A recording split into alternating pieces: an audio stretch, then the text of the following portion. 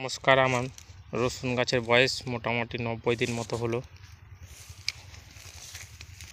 গাছ মোটামুটি গ্রোথ ঠিকই আছে, কিন্তু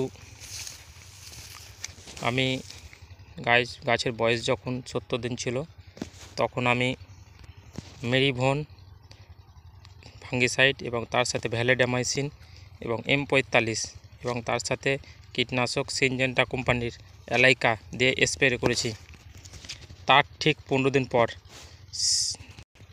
সেমভাবে স্প্রে করছি কাস্টোডিয়া, ভ্যালেডামাইসিন, M45 এবং এলাইকা দিয়ে স্প্রে করেছি।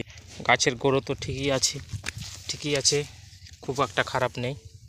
গ্রোথ তো ঠিকই আছে, সবই ঠিক আছে, কিন্তু এখন সমস্যাটা হচ্ছে গাছ অনেক জায়গায় জায়গা হয়ে কুকড়ানো হয়ে বসে যাচ্ছে।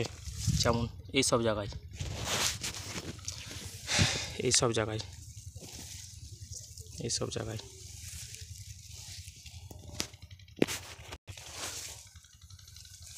এই যে যেমন এখানে আছে,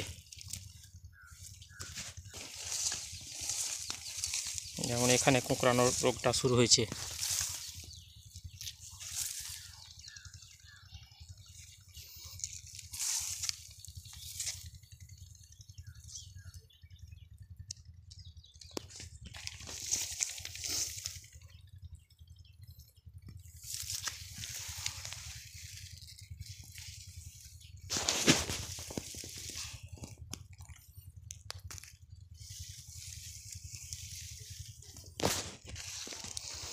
আমি এই প্রতিকারের জন্য গতকালকে ইমিডা গ্রুপের একটি ইনসেক্টিসাইড ব্যবহার করেছি, এবং যখন আমি স্প্রে করেছি তখন 28 স্টিকার অবশ্যই মিশিয়েছি। আমি